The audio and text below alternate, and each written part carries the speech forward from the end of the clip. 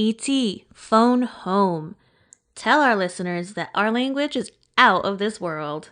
Content is not suitable for all listeners. You have been warned.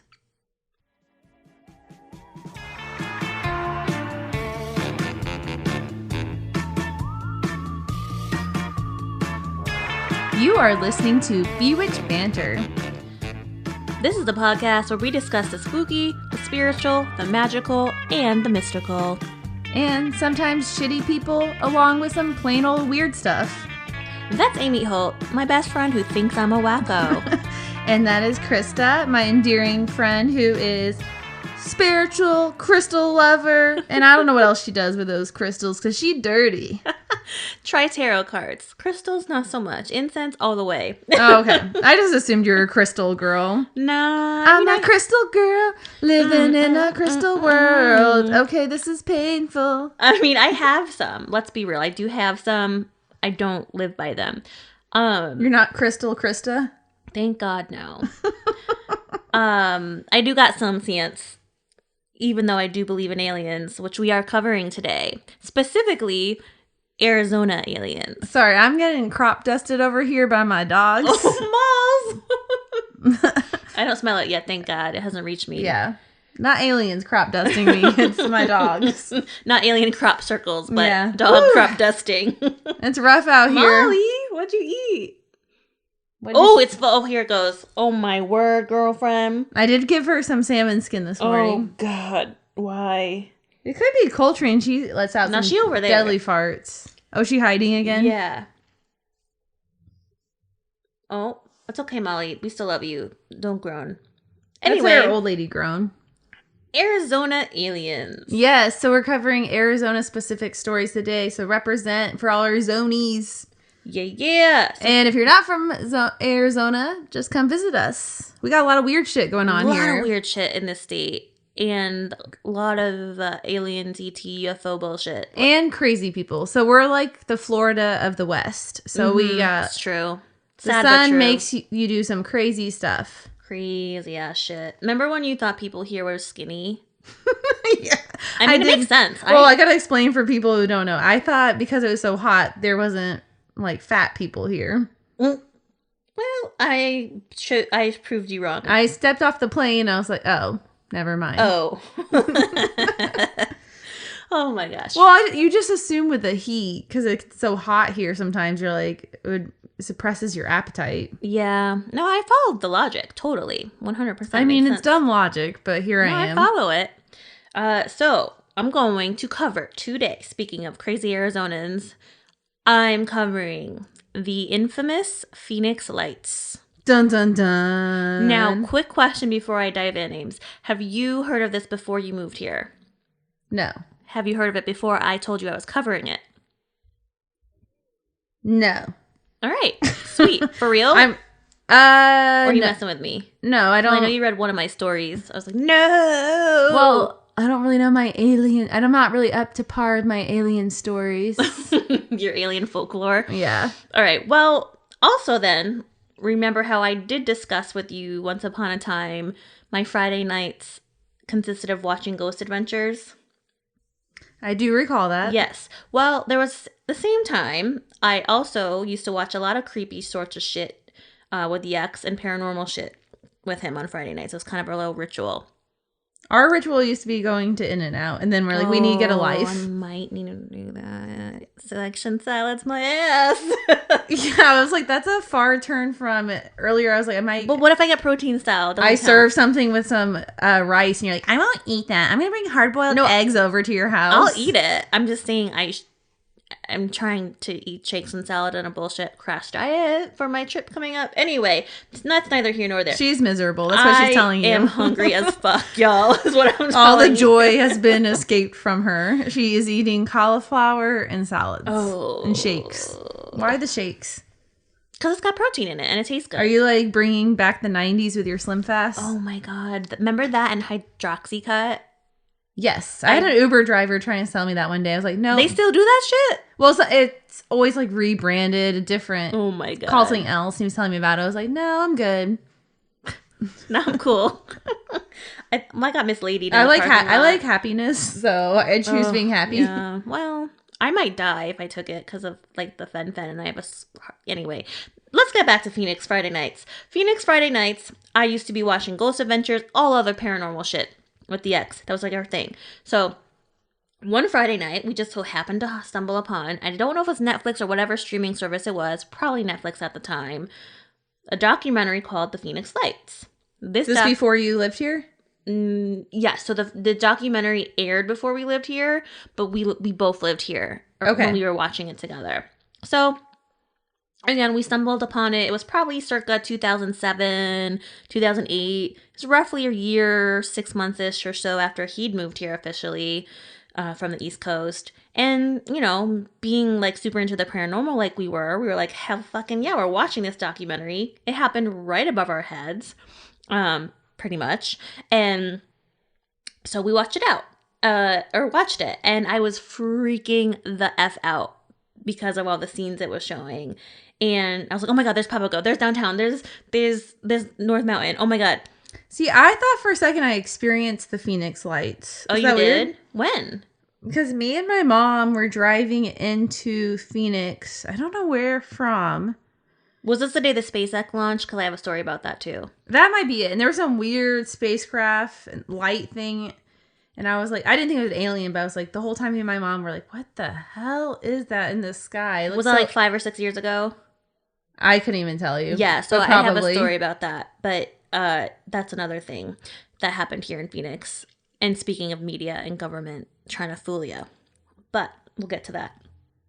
So we're watching the Phoenix Lights documentary, and I'm freaking out because of all the places I recognize and thinking, and a believer, that UFOs and aliens are a possibility. I was like, wait a minute. So after doing even more research, especially for this episode, I'm even more effing creeped out because the lights were seen directly over what was then called Squaw Peak, now Piestewa Peak, aka the motherfucking mountains behind my apartment, my current apartment. Oh, this is all connecting. Does this have to do with the dam? No. There's another alien sighting at the bottom of Piesta Peak. Great. Awesome. I almost covered it. Awesome. Not into it. The Dreamy Draw Dam. They said the government... When I was doing my like quick research... That shit's been under construction for like a year now, too. But they were saying that they constructed that to cover some kind of UFO. The recent one? I don't know. I didn't get into it because I thought you might cover it. No. This sighting... I thought you were doing a listicle at the top, so that's why I didn't cover it. I have a sort of one. Okay. But I ended up not doing that listicle because this article took me way longer. It's like 9 pages, so bear with me, y'all. Oh, God. So I might have to take a nap. Anyway, I'm like, where the fuck are the Phoenix Lights? They, as you might have guessed, since we're covering Arizona aliens, for you again, Sarah, shout out. This remains the Phoenix Lights, one of the most famous UFO sightings in the world. It happened. Oh, my story's supposedly the most famous in the world, too. Oh, well, this is among them. Among UFO enthusiasts and alien enthusiasts. This is one that's always talked about as a very popular one, if you will. And again, this shit happened legit right above my current apartment. Great. Fucking awesome. I'm like, no. I'm even more creeped out now. And just backsiding to Amy's history, FYI, more than 3,000 UFO sightings have been reported in Arizona dating back to 1950. So, for this story, I got tons of my information from a June 18th, 1997 USA Today article by Richard Price. So it happened that long ago? Mm-hmm. And a BuzzFeed Unsolved video with hosts Shane and Ryan, and their hilarious PS. They have some quips that go back and forth. I was dying. I'll get into that in a minute. About their beliefs and making fun of aliens. Their banter was hilarious. They also, in that episode, interview the History Channel's host of Ancient Aliens, Giorgio Toscalos. And the most of the sources, though, came from local TV stations here in the Valley, because just almost exactly a month ago to this air date of this episode, March 13th, 2022 marked 25 years since the Phoenix Lights. And so, of course, all the local news outlets are covering it, right? Because that's what they do, as we discussed at length in Amy's segment on Tuesday.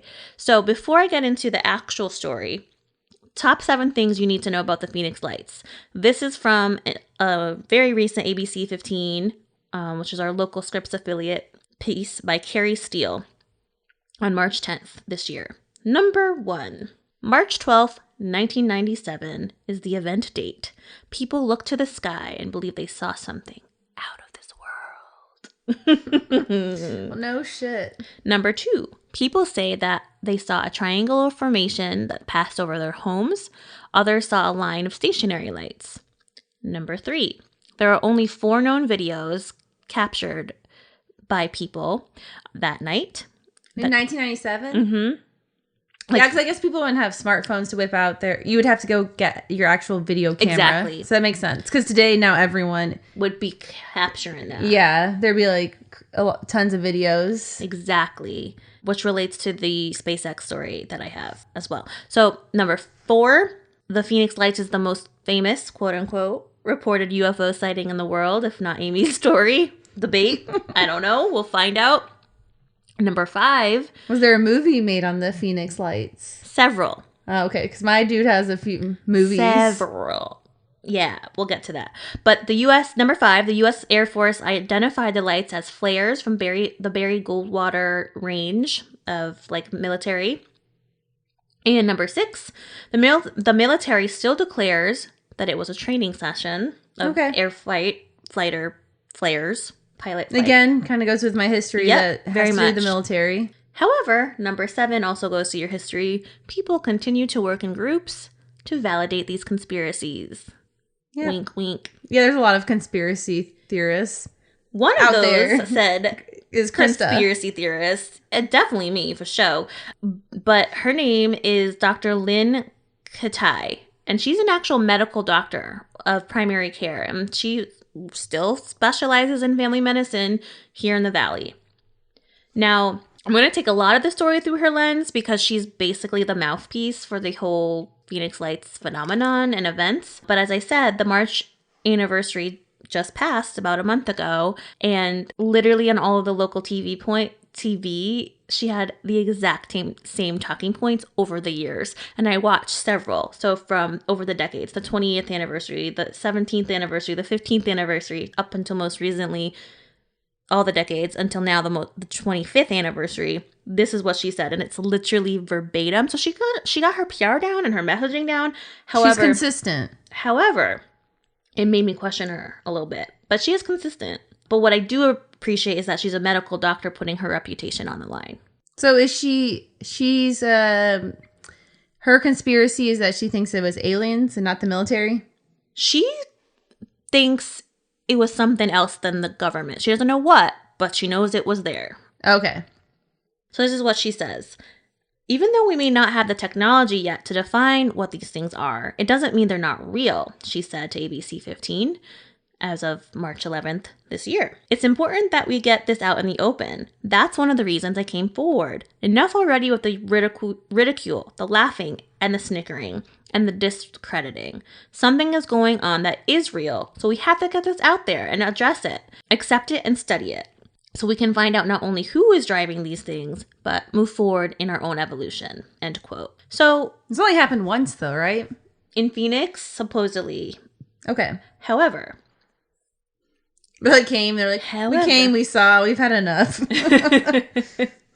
So the story of the Phoenix Lights, as I said, began on March 13th, 1997.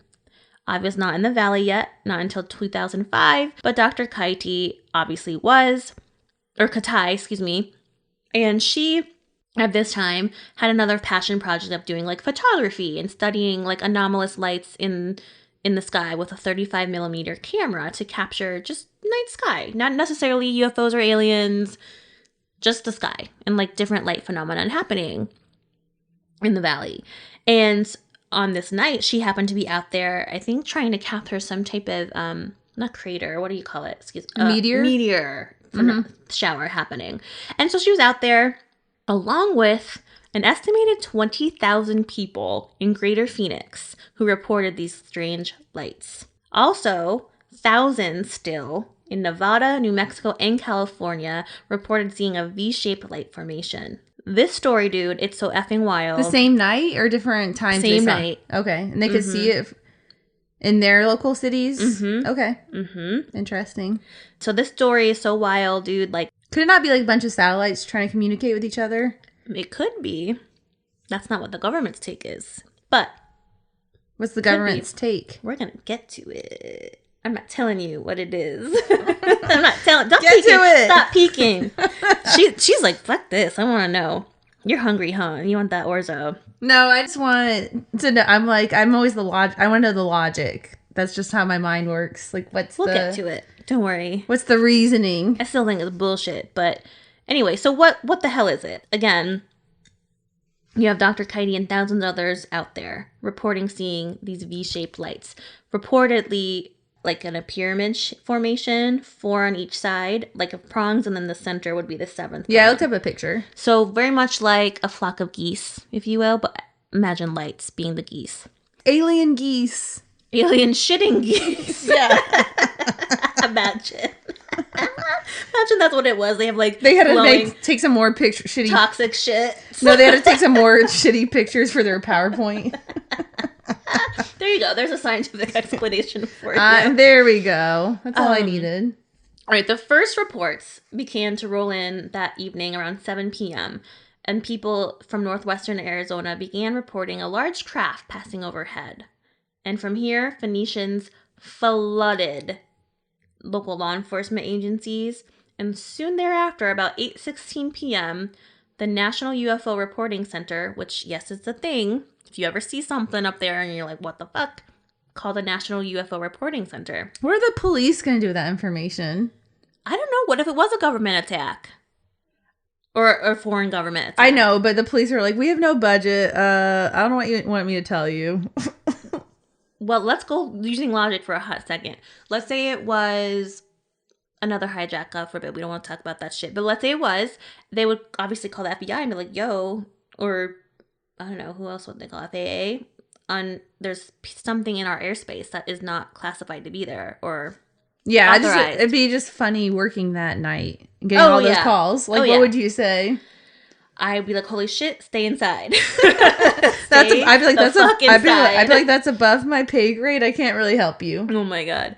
But anyway, the National UFO Center's lighting up. And the very first call they report getting is at 8:16 p.m. around from a man in Paulden, Arizona. This is a town about 2 hours north of Phoenix.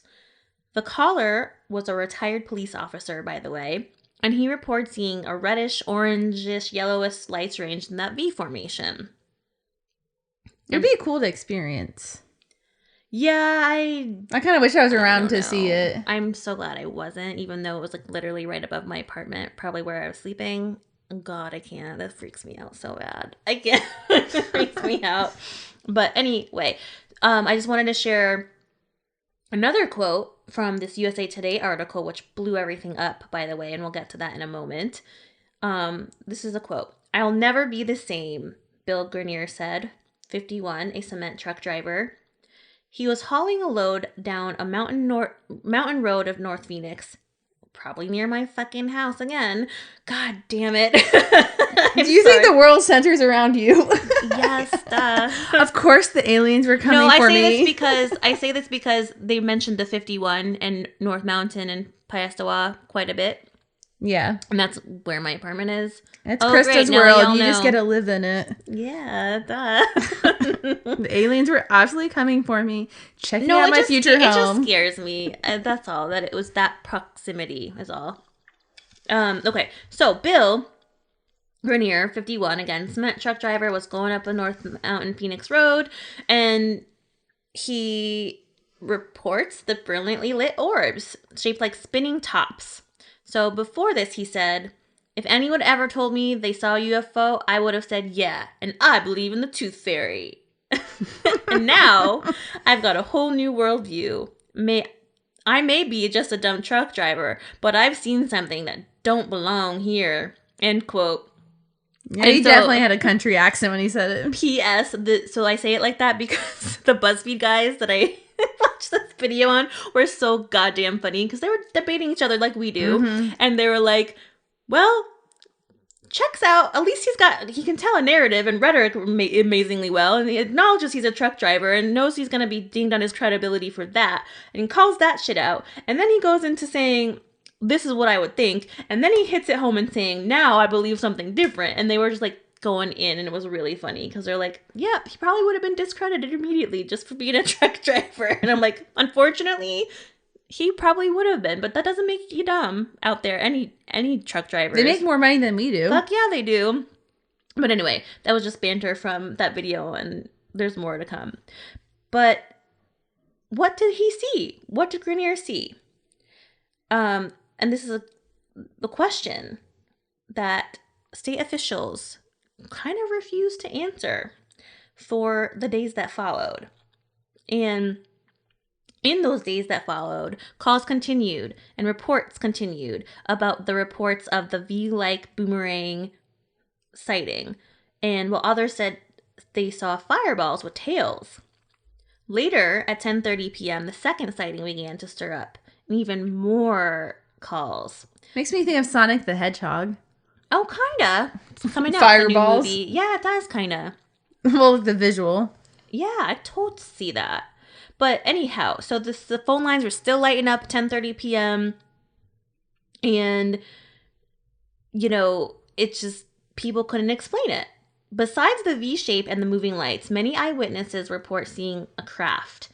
And although it was clearly moving across the Phoenix sky, this craft made absolutely no sound. And very similar to my story. Apparently, it was so massive, estimated to be about a mile long. Wow. Which is larger than a football field for context. And you can see that in a lot of the documentaries, and it does look effing massive. If for scale, like if you're hiking on the mountain, let's say at night, like I've never done night hiking because I'm too clumsy, but there's a lot of people that do here in the valley do that, and it'd be like, I don't know, the size of bigger than an airplane. Well, obviously a mile. Yeah. That'd be like how many airplanes? But I'm just trying to visualize it as like if it were above you on the mountain. You know what I mean? But huge. It's huge. Okay, from what? Well, a mile. Says. I mean, I don't know. Larger than a football field. We'll go with that. So it would probably look massive. It's hard to even picture, honestly. That's why I think it'd be cool to experience. Yeah, because I feel like it was like an out of world experience. Yeah, I mean, I'd be, but I'm get it.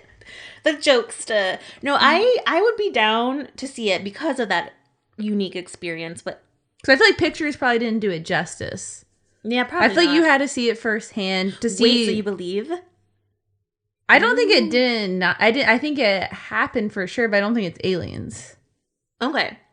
Well, I'm not going to question 20,000 people what they saw, but I think it probably had something to do with the government. Okay.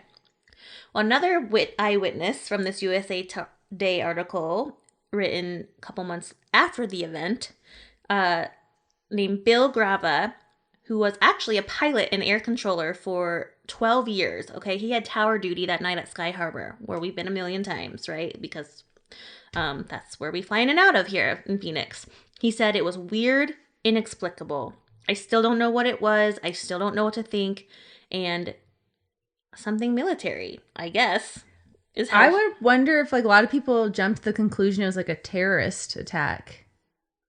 None of that was reported in my context, but perhaps the calls in may have thought so, right? I just feel like your mind would be racing because you'd want to know, like, are we under attack? Like, what the hell is happening? Because it would be cool to see it, but also scary. Yeah, I think probably in those phone calls that flooded the UFO Center and local law enforcement, they probably did think that, right? But because they're probably like, that's not a normal plane, right?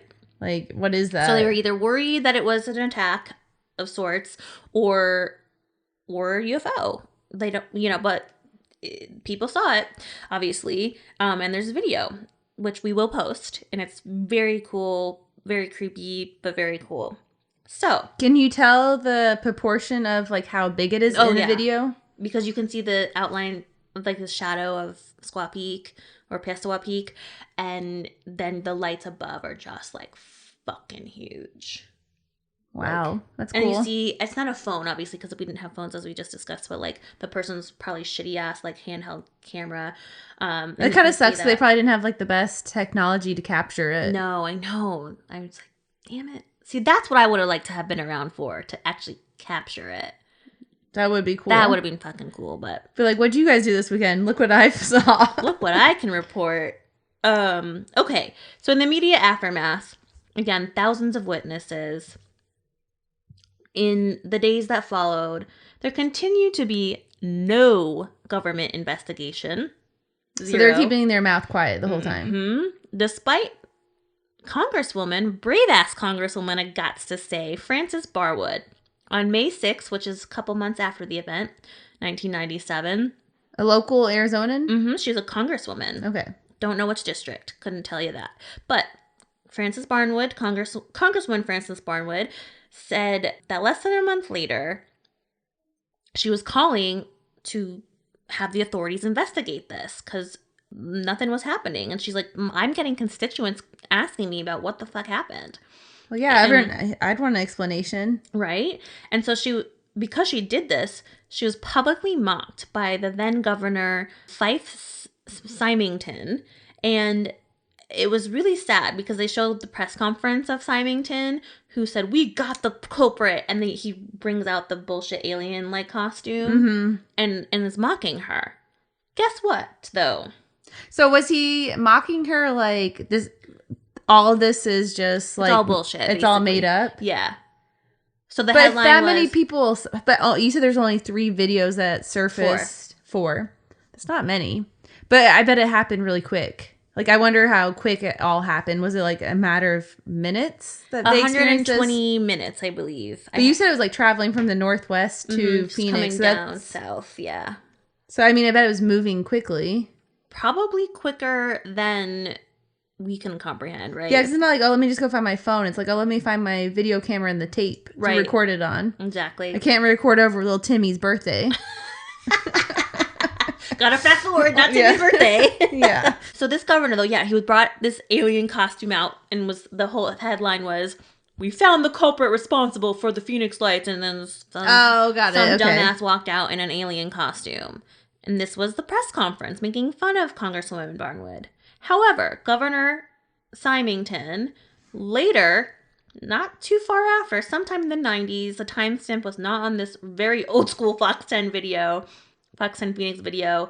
In this interview, probably just a couple years later, if not within that year, Symington walked back that bullshit. And he now, on that interview in Fox 10, unquestionably said it was a UFO. But do you think the government trained him to do that? To say it was a UFO? Yeah, to cover something that they were doing. Cover it up. Hard to say. Like, they were like, get in line now, and you need to make people believe that this was a UFO sighting. That's very valid. I did not think about that until you brought that concept up in your history. This is what he said. Quote, I saw a huge craft right above me. And by the way, he's a retired pilot and Air Force dude, so he knows aircraft. And he knows them well. I think it's really suspicious that he changed his tune. I do too. And to publicly mock someone so cruelly when she was actually trying to look out for her citizens, like, fuck you, Governor. Thanks for I know, but I wouldn't believe a word he said after that. If he's like, oh, it's real. It'd make me question it more. Yeah. He said that it was so huge. So big. That's what she said. It was so big. Yeah, and he added that an unidentified... Only I could be that big. Is that what he said? Ooh, that's what she said. No, the governor in this Fox 10 interview from the 90s, very clearly, like, with the hair and shit. Anyway. Did he have a little poof? No, but the reporter did. I forgot his name. He's still on TV to this day. He's an anchor now. But he got promoted to anchor, so anyway. The governor, Symington, said the size was so huge. Sorry, I can't see. So huge. He was so big. Because... That's strong. You took me to another planet, baby. Because it was so out of this world because it was so big. Okay, so back to it was so huge that it was large enough that this unidentified... So I got the giggles. I know, I love it. The unidentified pilot reported to air traffic control that what they saw was big enough for an aircraft carrier for Krista. You bitch. It could take all Phoenix down. You can take down. the Grand Canyon, baby. You can take all Phoenix down and Krista. You can satisfy my thirst. Ooh, you can take me down. Phoenix Lights. Showing now. Celebrity theater downtown. Okay. Oh, God, I'm sorry, y'all. Woo, this is fun. Okay, so it was large. Large enough for, apparently, an aircraft carrier that carries fighter planes to land on. That's how large it was. And the governor also said in this interview, after he walked back his claims, I believe that we're not alone in the universe, and we're going to find out one way or the other. However, he also said that the aircraft did not resemble any man-made object he'd ever seen. Nothing's bought the store before. But the one other thing that I thought he said was funny is that the disparity in technology was so advanced from what he thought he saw in his new claims that the ETs probably took one look at us and are like, nah, I'm good, because what we have is not worth their time to investigate further. And it was really... So he was then saying he thought it was a UFO. Yeah. Mm-hmm, wow. In the second interview, yep. But that's a totally different... I think that, to me, I'm really cynical. Like, you can't say one thing and then come out and say another. Yeah, it's bullshit. But yeah, I think to your point, the government probably did coerce him. Yeah, I bet they trained him, like, hey, get these people to believe it's a UFO. Yeah, they probably did. But anyway... Back to the BuzzFeed quips really quick. It was really fucking funny. They were bantering about how they're like, yeah, but what if it was like really was a UFO and the one alien like fell asleep and forgot to turn on the invisible shield, and they're like, man, that guy's fucked. He's fired, man. Well, I saw the coolest, and I should have actually clicked and read the whole article, but they are making makes me think of Harry Potter, an invisible like shield. Oh, in real life? Like, yeah, you know the website's called I Fucking Love Science. Never heard of it. You should follow them on Facebook. They post cool stuff all the time, and they were posting. I should have clicked on it, but it was like an invisible shield, and it kind of reminded me of like Harry Potter, like because they always had the invisible cloak. Like they would walk around the school and like spy and stuff. Yo, here's my take on that. I think because of shit like this, government already has that technology. They just don't want us to know about it because they don't want us to hide from them or, you know, enemies or some shit. They have this technology very much. They just don't want us to have it until they say it's okay, until they can regulate it. That's my belief. So you think the big aircraft was... That was not my intent at all. Hey, I'm going to put it on record. She took it there, y'all. But it wasn't me going thirst trap. She thirsty tonight, Corey. But the big aircraft was, you think the government created this technology and they don't want everyday citizens knowing about it? Oh, no. I think that it was a UFO. And I think that it could have had this invisible technology. I don't know if it did or not, but that was just speculation. Oh, you think the aliens have this technology? Mm-hmm. And that the government knows that the aliens have it. Oh. And that the government itself possesses how to do it, which hence is why they're able to do this Harry Potter bullshit you're talking about. But they're not releasing it until they can control it and until they control our use of it. I wonder, though, it makes me curious why the governor would switch his script so much. That kind of makes me question it. But if it was a UFO, I think that's kind of cool. Yeah, I just think it's bizarre that he did too. So it actually really backs up your point about government manipulating us. To think it's a UFO. Exactly. Yeah. Yeah, it really So I think both points are interesting. But if it is a UFO, that's really cool. But then they obviously looked at us and were like, not worth my time. Exactly. That's what I think. I think they were like, fuck these guys. Not worth it. Bye. Y'all suck. And y'all are dumb. So anyway, again, immediately after the events, about a couple months go by, and we have our congresswoman calling for investigations. Virtually, the Phoenix Lights got no media coverage, no answers, no investigation until this June 18th, 1997 USA Today article was published. And this shit blew up. The story internationally became famous. And it's really ironic because I had to dig a lot further. This is going to me my cynicism of the government rather. I had to dig to find it. And it was only on a UFO website that you saw earlier. You're like, what the fuck? You printed shit? Yeah, I did print shit. This is the actual USA Today article, the clip of it. Because it was not digitally reprinted or digitally published. And so when I Googled it, it wasn't on USA Today's network at all. It was only a PDF copy of newspaper clips from this article on a UFO website. So why did USA Today Network take it down? Why did they never publish it digitally? That's my question. I don't know. I just got questions on that. However, this USA Today article in question is what blew the Phoenix Lights up, giving it international fame, especially among UFO fans and community. So, what the fuck was it? To Amy's dying point. Yes. According to Vice News, there was a researcher they interviewed in a 2020 article by MJ Banias named Ron Rager. And he said that he was part of a team called the Defense Support Program of Satellites, DSP.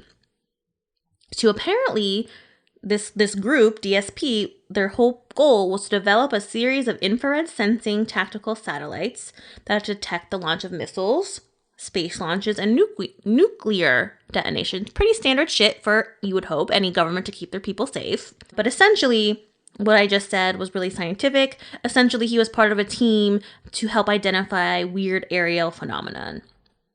So they do think it's those things, or? So what he said, this guy who was on this team, by the way, he's an engineer and was a former engineer with Boeing Northrop Grumman, which makes him have some fucking credibility if you're an engineer for an international corporation like that. He said that on that night, he received a call from one of his DSP colleagues saying that their team picked up some type of UFO coming from southeastern Nevada.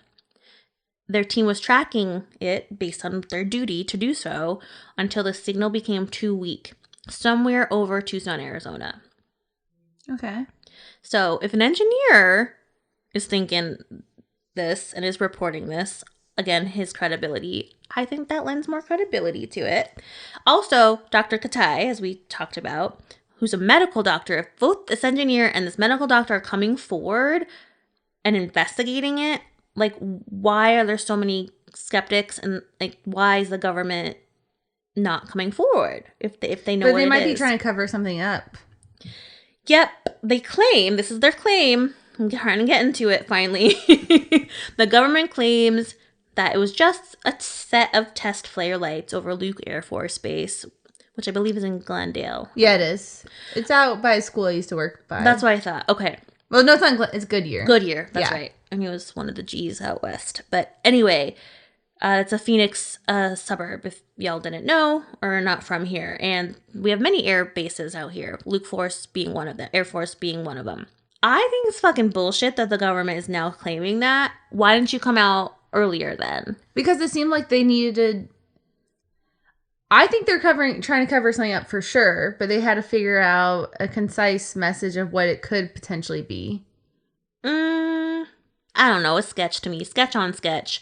I mean, all we know, moral of the story, is the government lies to us quite a bit. They lie all the goddamn But we time. are not QAnon people, please. Question everything, but don't be QAnon. Yeah, exactly. Yeah. And QAnon people were not your people. Yeah, no. Back the fuck off with that shit. Anyway, mostly because of your social beliefs and anti-Semitism and racial bullshit. But that's besides the point. Thank you. Next. Besides these incredible global headlines, the Phoenix Lights obviously improved, like, the people who believe in this shit. It helped them boost their narratives, if you will. And there have been many documentaries, books, movies, including, and this is where I want your take on this, Dr. Katai, who I've now mentioned, has done her own documentary. And that is the one that X and I watched together called The Phoenix Lights. Why would she be doing that? I wonder. For money? Perhaps. Which to me, believe me, that ching, ching, was a red Let me flag. get a major documentary. Not only for the money, though. I'm talking about for, like, information and malinformation, right? Because maybe she's only saying she believes because she wanted to make that money. Do you know what I mean? Maybe she... I'm not following, sorry. So she's the one of the proponents of, like, let's figure this shit out. Let's find how to, like, investigate this at the top. That's the woman I quoted. And then let's see what it is. Because I know I saw something that night. And she has lots of photographs to prove something. I don't know what it proves, but it has physical evidence of...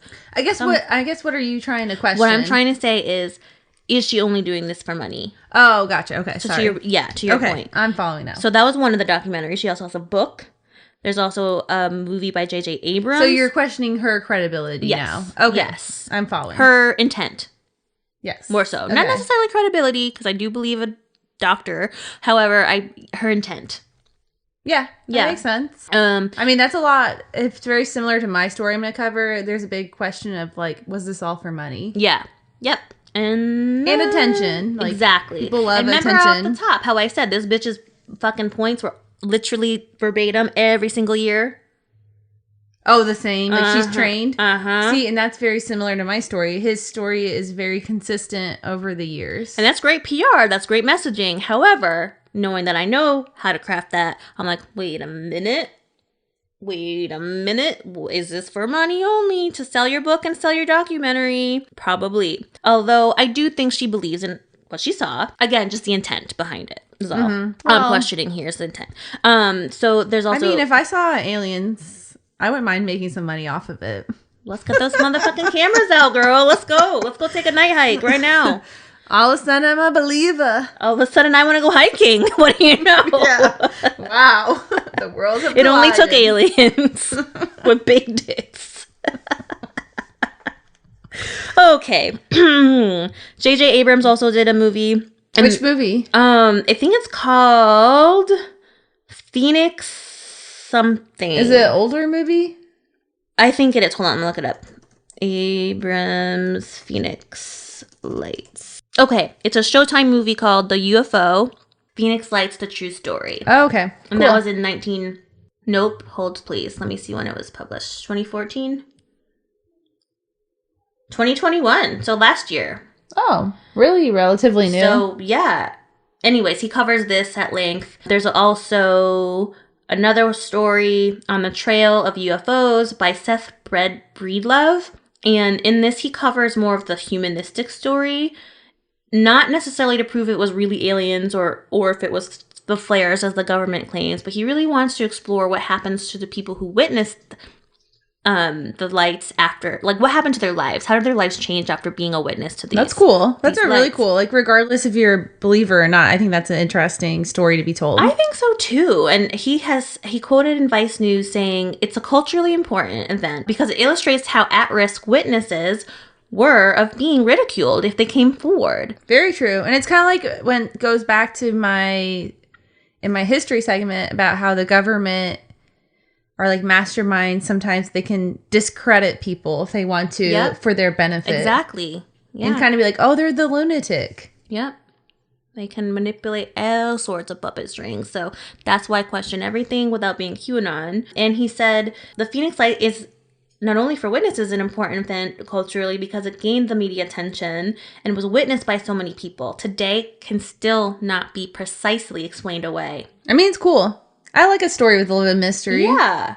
And I mean, part of me is like eager to be like, I want to know the logic behind it. But that's cool.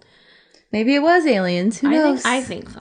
Every year, more witnesses do come forward. Pilots, military personnel, ordinary people, from all the way from Phoenix all the way to Las Vegas, as I mentioned. People saw it there. Now, we're almost getting to the end here.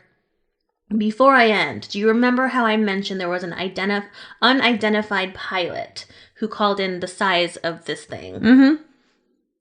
It happened to be so fucking weird and random. the famous actor Kurt Russell. And that is Goldie Hawn's. I think they're married still. If not, they were married formerly. He lived in Phoenix? Nope, he lived in LA. However, he's such a Renaissance man that he owned his own little plane and was able to just happily fly his little son to Phoenix where his girlfriend lived. His son's girlfriend lived. So he's doing a little favor for his son on his private jet. And in a promo for Guardians of the Galaxy 2, he's on an interview, like an ET interview, not extraterrestrial. Was this all for his movie? It might have been, but he on air said right in front of. Damn, that's some good PR. It is. We need to hire them, right? It is. But he said, "Hey, I was that pilot. I was that pilot." So him and Goldie. Again, I don't know if they're still married. We're sitting down watching one of these documentaries about the Phoenix Lights. And Kurt Russell says he like had a flashback of like, oh my God, that was me. Turns out he checked his flight log and records saying that he did report it. He did call it in. That's cool. And wow, small world. Yeah. And so he was the unidentified pilot that was like, this thing's huge. But what was really weird, and again, back to like the messaging and conspiracy vibe, is that he claims he didn't remember it until he saw that documentary. That he did that. That seems fishy. I thought so too. But I feel like if you were, well, maybe to him, he didn't question it much. Maybe he was just like, oh, he didn't think much of this, like what he was seeing. But then if it was such a viral story, wouldn't you put two and two together? You would think. But who knows what drugs he was on to? That's alleged. I don't know. I'm speculating. I don't know. But maybe he wasn't. I don't know. Is he working for the government? Well, he's promoting a movie about the galaxy, so there's that too. That angle. Yeah. Anyway, so he was. I mean, if the pilot never came forward, he could easily just claim it was him. Yeah, but they do have flight logs of it, which they have to federally. Every pilot's supposed to do. And so he told that story while promoting Guardians of the Galaxy. And how convenient. And was so convinced that he knew what he saw. What did he think it was? An alien? He did. Yep. So I think aliens exist, obviously. I think I've made that pretty clear. I think UFOs exist. They just so happen to make their presence known right above my new apartment joyously about 30 years ago.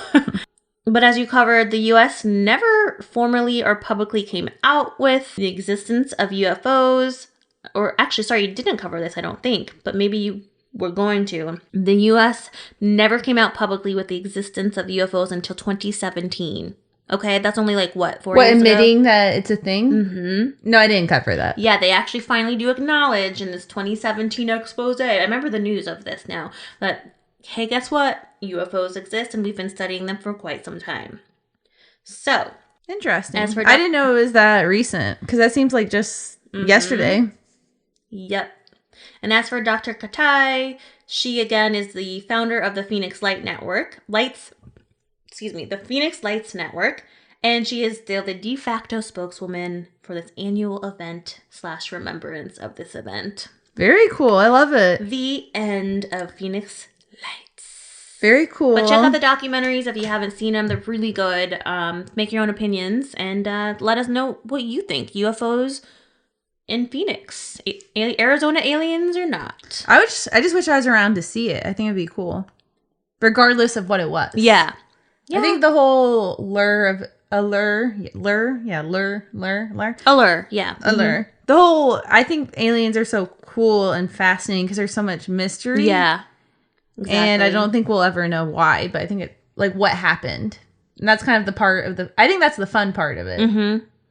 Because it would be kind of sad if it came out and it was just something kind of boring. Don't you think so? It would take kind of like the... Yeah, it would take the magic away from it. Yeah. I mean, so those are covers of the books, movies. Nice. So if it was actually just the government testing out new technology, I feel like it would be kind of sad for us to find that out. Because I feel like life needs a little magic and mystery. I mean, I believe in it. So with that, I'm going to toss it to you. Sounds like our stories may be similar. A little bit. Okay. Arizona Aliens, number 2. AA. Uh-oh. Different kind of AA. Yeah. Arizona Aliens. Okay. Well, you covered one of the most famous UFO sightings. I'm going to cover one of the most famous alien abductions that happened in our home state. Holy shit. I'm not down with that shit by any means. I mean, who would be? Unless they're going to, like, hand me $1 million. Fuck that. I want your money. Get out of here. You wouldn't take $1 million? You're crazy. Not to be raped by an alien. Well, that didn't happen in this story. Oh, okay. My bad. Yeah. Jumping to the worst conclusion again. As always. But this happened in Snowflake, Arizona. And so for our local peeps, this is about 30 minutes north of Pinetop Lakeside. So about 3.5 to 4 hours from Phoenix. And yes, it does snow up north. Yeah, I was going to say that. For people who aren't from Arizona, a lot of people just assume it's like saguaros and cactuses. But yes, there are parts of our state that are pine trees. It snows. They get all 4 seasons. Mm-hmm. And Snowflake, which I think is a hilarious name, is yeah, I think it was on some list for like most uncommon names for towns. We have really weird town names. That's a whole nother thing. Like, and roads. Our why roads Arizona? Like literally question mark why? It means land of the trees. Oh, it does. Mm-hmm. A lot of people know that. A lot of people think it's arid, like because it's a dry climate, but it's land of the trees. What language? Because Arizona in Spanish, which was colonized by the Spanish first, I always thought it was arid. Holy shit. Yeah, it's not. That's the common misconception that people think that. It's just schooled me. Okay. All right. Yeah, so land of the trees. Yes, we do have crazy names. Like we have Bloody Basin Road. Then you get into the burbs and you'll be like driving down like Babbling Brook Lane. Mm-hmm. Like crazy stuff. My parents live in Carefree, and they love to tell people that Carefree. When they were retiring, people are like, where are you retiring to? And they're like, Carefree. And people laugh. They're like, no, literally, Carefree. Literally Carefree. And then we have Surprise, where people say, surprise! You're driving along in the middle of nowhere, and it's like, surprise! Yeah, so we got some random names here. Snowflake is a small town, so it's about 5,500 people living there. So that we're going to rewind a little bit. On November 5th, 1975, the story focuses on Travis Walton. Okay. So he was a part of a team of a logging crew, and they were out working in Snowflake, specifically in the Apache Sitgreaves National Forest. Okay. Travis and his teammates had worked a long day, and as the sun was setting and the team's packing up to leave, something caught their attention. They noticed a bright light. And at first they're kind of like, oh, it's probably like hunters or like a fisherman in the local area, like setting up camp. Then the light was so bright and overwhelming, like just like unworldly, right? Travis is like, I have to figure out what the hell is this? Most of the other workers, probably me and you, would be like, fuck this, we're tired. I'm out. I don't care. I just want to go home. Tapped out. Bye. I want to sleep. And just too tired. They've been working a long day, probably a grueling day in the sun. They're too tired to investigate and they want to go home. But Travis is like, I have to know what the hell this is. So he approaches the bright light and he sees, all of a sudden in his vision, he sees a saucer-shaped UFO hovering about 20 feet above him in the clearing from where he was working earlier in that day. He recalls when he discovered the UFO that he couldn't get over. He was almost like in awe, like of how beautiful it was. And then at the same time of him being like awestruck, he's like also scared. Like his heart starts to race. And he gets this like feeling kind of overwhelms him that he may be in danger. Uh-oh. He initially thinks that it's going to fly away, but that's not the case. He also recalls the saucer being dead quiet, which is kind of eerie and not making any type of noise, which didn't seem logical to him because, as we know, aircraft and planes and helicopters, anything like that's typically very loud. Yeah. Before Travis approached the UFO, 2 of the men who were waiting in the truck were yelling at him. And I'm sure they're yelling something like, what the fuck are you doing? Let's go, man. I'm fucking hungry. I want to go get my wife. I think they're more like scared. They're like, what the hell are you doing? Like, come back to the truck. Like, what are you thinking? Oh, I see. Okay. Yeah. And this is when the 2 men waiting in the truck, their names are John and Mike, see Travis fall over. From the truck, they see like a bluish green laser beam light strike Travis They said they recall him flying like 20 to 30 feet in the air. Wow. And at this point, Mike and John are like, damn, he's dead, he's gone. And they drive away because they're scared to death. Like, are they coming for us next? What the hell just happened? They only drive about a quarter of a mile away. Probably felt like they drove so much longer because I know when you're scared, like, everything feels like it slows down and feels more intense. And, like, their adrenaline's rushing, their heart's beating a mile a minute. They look up in the rearview mirror, and that's when they see this UFO saucer type thing fly away, right? They then decide that they should return and get Travis and, like, first of all, just see, is he alive? Is he okay? Right. So once they pull up to the site where they had left Travis, they can't find him anywhere. So they're calling out for him and searching for him. And you have to remember, this is after the sun has set. So it's dark and they're in the woods. Oh, and they just don't know what to do.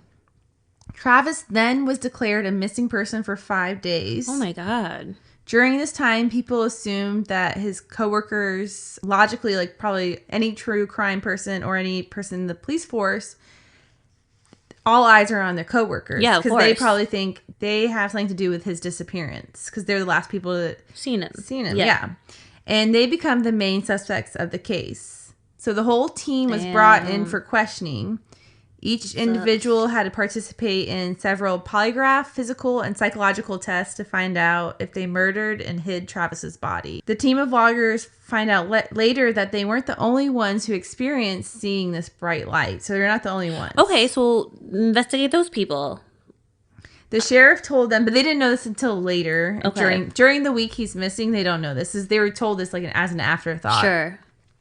The sheriff told him that several hunters and fishermen in the area also reported seeing the same abnormal bright lights in the sky. Wow.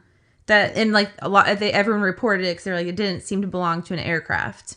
And then Travis was found later, but he claims that he does his best to block out what happened because it's like he doesn't want to remember it because it was so terrifying. But it's like you can't block it out. No, because you can't forget that. How could you?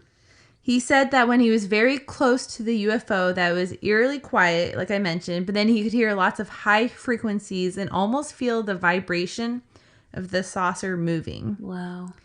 He then hid behind a log, and that's when the laser beam hit him, and he flew about 20 feet in the air. He then said he had this overwhelming feeling of like an energy almost that took over him, like a static energy. Okay. Travis said that particular area where he experienced that feeling, I thought this was so interesting. That particular area where he claims he saw the UFO actually has more lightning strikes than any area in the U.S. apart from the Everglades. So it strikes that. Everglades. That's interesting. Yeah, and he was showing, I didn't get too much into it. It's very scientific, but like these crystal formations that have grown from the lightning strikes. Stalagmites. I don't know if it was that. Oh. But it was cool. I'm just spouting out one word I know about crystals actually underground. I know one word. Stalagmites and stalactites or something in caves. Anyway. Yeah, so it has more lightning strikes than anywhere else in the U.S. apart from the Everglades. And it like made him really question, like, why would the aliens choose to visit this particular area? Like, is it because it's like harvesting some kind of energy? If it's near Sedona, which it sort of kind of is. I mean, north of the state. I don't know. I'm stretching. For those vortexes. Yeah. Travis has written a book for anyone who's interested in learning more, and it talks about his experience at length. It's called the Walton Experience. Okay. That's his last name. Right.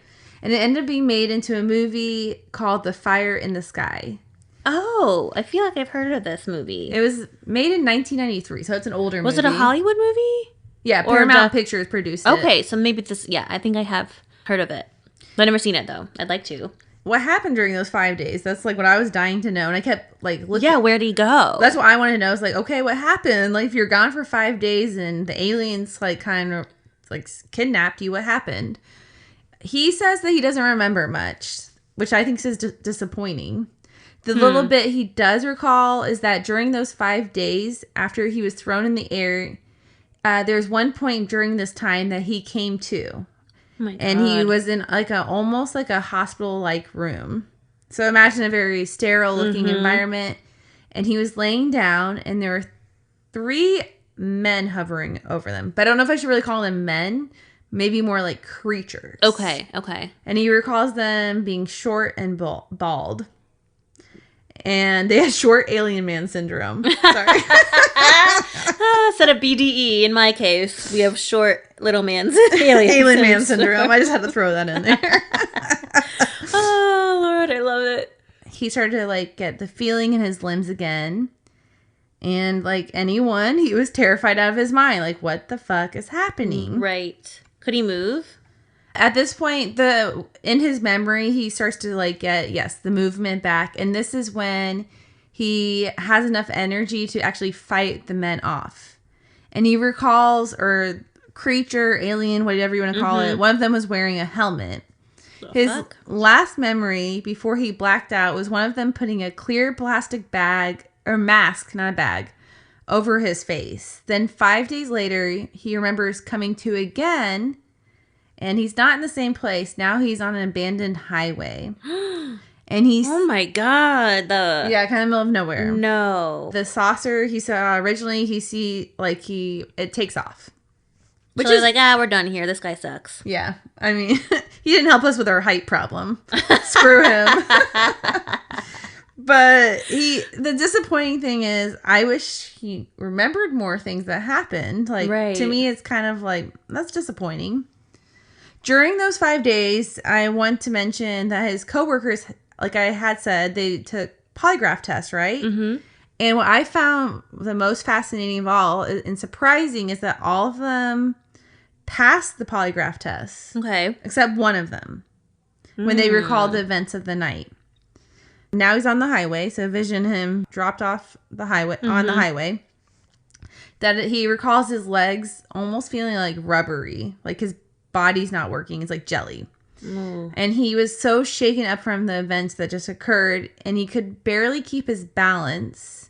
Yeah. But his heart's racing. He's terrified. So he runs down the deserted highway and crosses a bridge, and he finds a few buildings and knocks on the door in like desperation for help. And disappointingly enough, like, no one comes to the door. Yeah. And there's no cars around, no one there. So he proceeds to keep running, and he finds a telephone booth. Wow. This is the part I was like, how do you have money with you to make a call? But it turns out he called an operator. Yeah, and then they connected him with his sister. Because I never used a telephone booth. So I was like, oh, that's how it works. Yeah, that's all I remember is calling collect. I mean, I couldn't tell you how to do it now. Yeah. But his brother-in-law, Grant, answers the phone, and that's when Travis yells, "They brought me back!"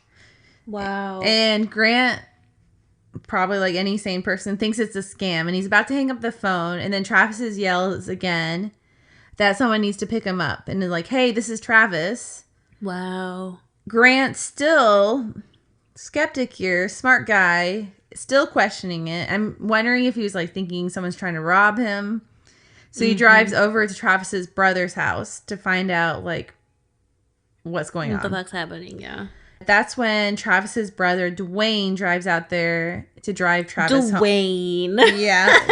I love that name. But drive Travis home, right? Dwayne. So he's driving Travis home. Travis is consolable. Barely can talk about his experience. That's when Dwayne kind of explains, "You've been gone for 5 days." And his like mind is just blown. Wow. Like, what happened to me? So since this experience, Travis has appeared on Larry King Live, on the Joe Rogan Show. I watched an interview. I was like, I've never really listened to the Joe Rogan Show, but I was like, he does a really great job. He's a fabulous interviewer. Yeah, he does a great job of letting him have the platform and not questioning his credibility. Mm-hmm. Yeah, which I think is I don't like a lot of things Joe Rogan has done, but I do think that's a talent and a knack. It absolutely is. He's like, take or leave his political, personal views on COVID, but he's very talented at what he does, obviously. You know? Yeah, he did a great job of just like seeming very interested, and then not, even if he thought he was crazy, he did not portray that. He just seemed like he's very open to listening to what he had to say. Mm-hmm. He also does host a yearly event. I think it's yearly. It's a UFO conference in Arizona called the Skyfire Summit. Okay. Ever seen it? No. I never have either. Well, no, it's a conference, you 10. You'd think we'd see it, like, signs for like it. advertised? Yeah. I'm probably not their target market. Me neither, surprisingly. I am not trying to get abducted. Thank you. So I mentioned earlier he has the movie called Fire in the Sky, right? Mm-hmm. And it's a Paramount Pictures film. I do want to bring up, I thought this was interesting, that Paramount decided that Travis couldn't remember enough of the details of his alien encounter. They believe that it's too similar to every other alien story out there. So they hire a screenwriter to kind of jazz it up and make it more unique and exciting. Because they're kind of like, this story's been told a million times. We got to have something to make our movie unique. Yep. So you're probably waiting for this the whole time because the skeptic in me has been holding it in. Right? It was all a farce. I'm going to take a wild guess. Well, we don't know. But I'm going to now get into the counter argument of what other people, like myself, believe happened to him. Okay. The skeptics of the story believe it's for media attention, right? And he's just trying to monopolize on this story. Sure. And I found a website, which I think is so cool. And I'm going to use it from here on out. So everyone get prepared. It's called E-Skeptic, the email newsletter of the Skeptic Society. It's right on trend for this podcast. I love that. I'd be interested to know your points of view. Absolutely. Again, I do question things. I'm not stupid just because I am a believer. I question things, but I still believe in many paranormal things. Well, it's like good to get both sides of the story. Exactly. Like I know people say you should watch like CNN and then Fox News, but I can't stomach Fox News. It's hard. It's really tough. What I do, I've learned to just read the headlines and then I just compare the narrative and the rhetoric, and it's really funny because it's always totally opposite. Yeah. But yeah, I was like, I stumbled upon this website and I was like, whoa, this is like right on trend. I'm going to have to use this again. But the article I'm going to refer to is called The Moment of Truth, and it was written by Michael Schmear, if I'm saying that right. Okay. And I do want to preface this as an opinion article. Sure. He dives into a little bit of why he thinks Travis's story is a flat out lie. First, he mentions the fact that Travis... You calling me a liar? First thing he really investigates or brings up, which I didn't really think about, the only evidence that Travis has is his coworkers. Mm-hmm. So there's no physical evidence of like an alien abduction. Right. That's the main argument. Like the only thing he has is his coworkers, right? Travis and his team were on the line to get their logging job complete. And if it wasn't completed on time, it stated in the contract that they would dock 10% of their earnings. So this, again, kind of gives motive to his team's backing up his crazy lie, if it is a lie. And in the contract, it did state, unless, quote, an act of God prevented them from completing it. Whoa. Travis and his brother... It was known that they had a long history of being obsessed and fascinated with aliens. So it wasn't totally would have been good background to know. Out of the realm of possibility that they had this huge fascination. Mm-hmm. Writer of this piece mentions that 2 weeks before the big deadline for the project, in Travis's abduction, a movie called The UFO Incident aired on TV, which was like way too similar to Travis's tale. But again, we don't know. We have no proof that he watched that movie. But he just thinks it's a little fishy because, like, this is the days where he didn't have streaming, probably limited channels, living out in the middle of nowhere. And somehow this movie was just shown 2 weeks before. And then all of a sudden, Travis has the exact same story. Mm-hmm. Another journalist came forward named Philip Klass, and he discusses the fact that none of the coworkers or family members of Travis appeared to be very upset when he was missing. Mm-hmm. So if your brother or someone you love went missing, don't you think you would be distraught and out of your mind? Yeah, and like who filed missing persons? Or was it the coworkers? I think the coworkers, yeah. It had to be the coworkers. Okay. Yeah, and when they asked his brother, Dwayne, while he was... Dwayne. Dwayne. He replied with, he's not even missing. He knows where he's at. I know where he's at, too. Okay. That ain't cute, Dwayne. And then remember, I did mention that Travis did pass the polygraph test from the UFO organization. So Philip, the journalist, states that Travis was able to decide what types of questions they were going to ask him. Mm-hmm. And the man executing the polygraph test said that Travis was visibly holding his breath during the test, which I guess can change the results. Oh. However, I don't know how legit this is because I couldn't find any others. I found one article from the Skeptic Society, and it wasn't like, because there was like your new membership. Well, yeah, and it was like the Huffington Post wrote about him, the Guardian, all these huge news outlets, and then there's just this one website I've never heard of that was like saying all these facts, and I couldn't find any other articles backing it up. Mm-hmm. So, I mean, we can take all of it with a grain of salt. Sure. And it was an opinion article, so who knows if it's true. Right. So basically, I'm telling you guys, I will leave it up to you guys to decide if you truly think he was abducted by aliens. And one thing with Travis, I will give him props for, kind of like your lady, though. He has been consistent. It's been 40 years, and the details of his story, he never mixes them up. Deviated, yeah. No. And recently, I think it was like 7 years ago, they had like they went to the site and they had like a big, what would you say? Like an event. Commemoration? Yeah, an event. Like all the coworkers came and talked about what a terrifying experience it was. But again, the deadline for the project really throws me off. Yeah, that and for me, the family member is not reporting his brother missing. Like, well, the coworkers already did that for them. Yeah, but then to not be distraught. Not care, seemingly. That's I weird. would think your family would be very upset. Yeah, that to me is not adding up.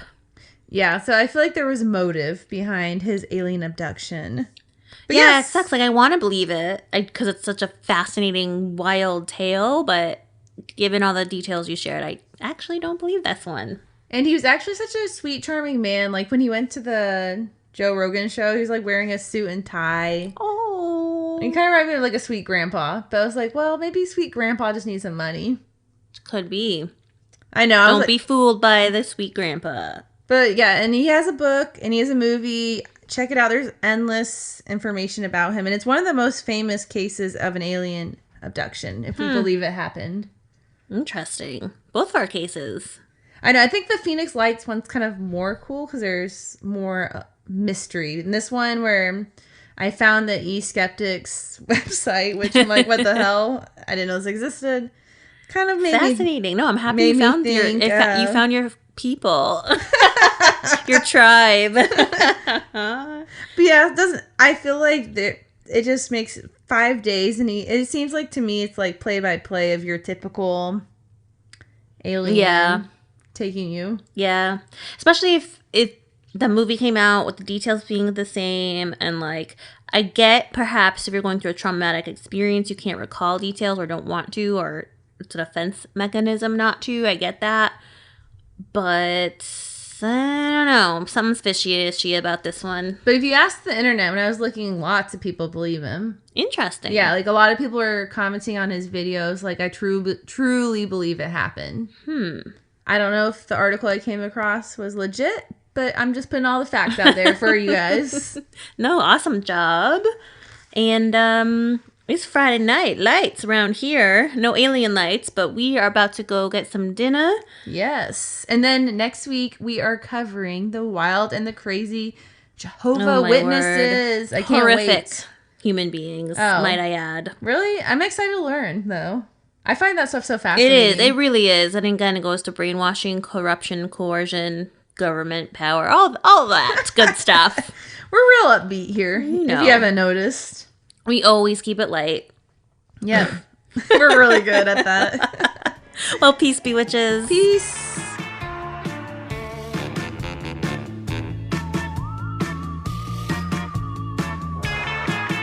Thanks for listening. Check us out on Instagram or bewitchbanter.com. Suggestions for the show? Email us at bewitchbanter@gmail.com. Credits, Music Phantom Fun by Jonathan Boyle from premiumbeat.com. Podcast edited and produced by Krista Hins and Amy Holt. As always, if you enjoyed, please rate, review, and subscribe.